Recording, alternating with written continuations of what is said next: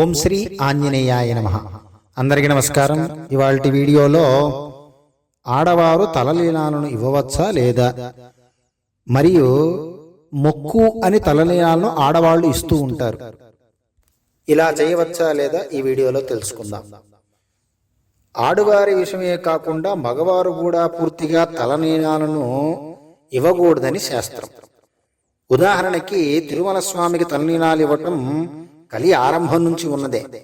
అయితే అందరూ గతంలో తిరుపతి వరకు వెళ్ళలేక ప్రతి ఊరిలోని వెంకటేశ్వర స్వామి వారి ఆలయాల్లో తలనీలాలు ఇవ్వటం జరుగుతూ ఆనవాయితీగా వస్తోంది.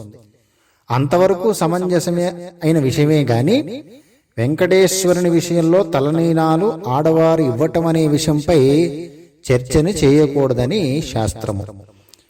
మరి శక్తి క్షేత్రాల్లో అమ్మవారి ఆలయాల్లో పసుపు కుంకాలు ఇవ్వాలి, కానీ జుట్టు ఇవ్వడం సరికాదు. అది 100% తప్పని శాస్త్రం. రెండో విషయం వచ్చేటప్పటికి వెంకటేశ్వర స్వామి క్షేత్రాల్లో కాక ఇతర క్షేత్రాల్లో జుట్టు ఇవ్వటం అనేది వ్యాపారమే. దీనిని కాదనటానికి ఆధారం లేదు.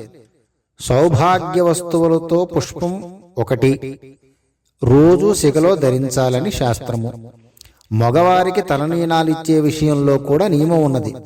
శిఖను ఉంచుకుని మాత్రమే మిగతా తలనీలాలు ఇవ్వాలి. కాబట్టి శిఖ లేకుండా మగవారే తలనీలాలు ఇవ్వటం తప్పు అని అన్నప్పుడు ఆడువారి విషయంలో ఇది ఎలా ఒప్పు అవుతుంది?